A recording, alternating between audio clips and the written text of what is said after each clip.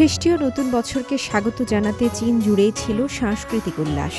রাজধানী বেইজিং থেকে শুরু করে উত্তর চীনের শহর, দেশের সর্বত্রই নতুন বছরকে ঘিরে তৈরি হয়েছে উৎসবের আবহ। আর সেই আবহেই সাংস্কৃতিক ঐতিহ্য ও আধুনিক প্রযুক্তি হাত মিলিয়েছে একই মঞ্চে। বেইজিংয়ের ন্যাশনাল সেন্টার ফর পারফর্মিং আর্টসে অনুষ্ঠিত হয় 2026 সালের নববর্ষ আয়োজন। এতে ঐতিহ্যবাহী চীনা অপেরার প্রতি সম্মান জানানো হয়। অনুষ্ঠানে চীনের প্রেসিডেন্ট শি জিনপিং এবং প্রধানমন্ত্রী লি ছিয়াং সহ সিপিসির শীর্ষ নেতারা উপস্থিত ছিলেন।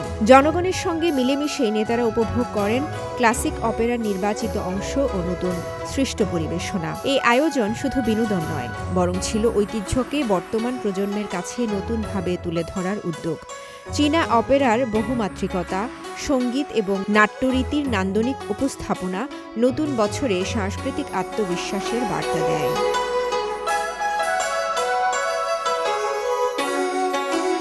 অন্যদিকে চায়না মিডিয়া গ্রুপের সেইল ইন্টু 2026 নববর্ষের প্রাক্কালীন গালা যেন সাংস্কৃতিক উৎসবকে নিয়ে গেল আরও বিস্তৃত পরিসরে। শানসি প্রদেশের লুলিয়াং শহরে ধারণ করা এই অনুষ্ঠান 31 ডিসেম্বর রাত 8টা থেকে সম্প্রচারিত হয় সিসিটিভি, রেডিও ও ডিজিটাল প্ল্যাটফর্মে। 60টিরও বেশি পরিবেশনা নিয়ে সাজানো গালাটিতে ছিল গান, নাচ, ঐতিহ্যবাহী বাদ্যযন্ত্র, মার্শাল আর্ট, অপেরা, এমনকি রোবট সহায়ক ম্যাজিক শো। এর মাধ্যমে যেমন উঠে আসে সাংস্কৃতিক ঐতিহ্য, তেমনি দেখা যায় উদ্ভাবনের উচ্ছ্বাস। গালায় তুলে ধরা হয় ইয়াংজি রিভার ডেল্টার অর্থনৈতিক উদ্ভাবন, বেইজিং থিয়ানচিন হপেই অঞ্চলের সাংস্কৃতিক প্রাণশক্তি, গ্রেটার বে এরিয়ার সমন্বিত উন্নয়ন বাস্তবতা। এছাড়া ছিল তাইওয়ান অঞ্চল থেকে পাঠানো নববর্ষের শুভেচ্ছা, মেরু অভিযাত্রী, মহাকাশচারী, সীমান্তরক্ষী, জাতীয় ক্রীড়াবিদ ও সাধারণ মানুষের প্রতি সম্মান ও অনুপ্রেরণার বার্তাও।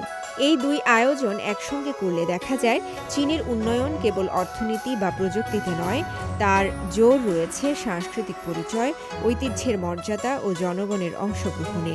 নেতৃবৃন্দের উপস্থিতি থেকে শুরু করে সাধারণ মানুষের অংশগ্রহণ, সব মিলিয়ে নতুন বছরকে ঘিরে সৃষ্টি হয়েছে এক অনন্য সাংস্কৃতিক সম্মিলন।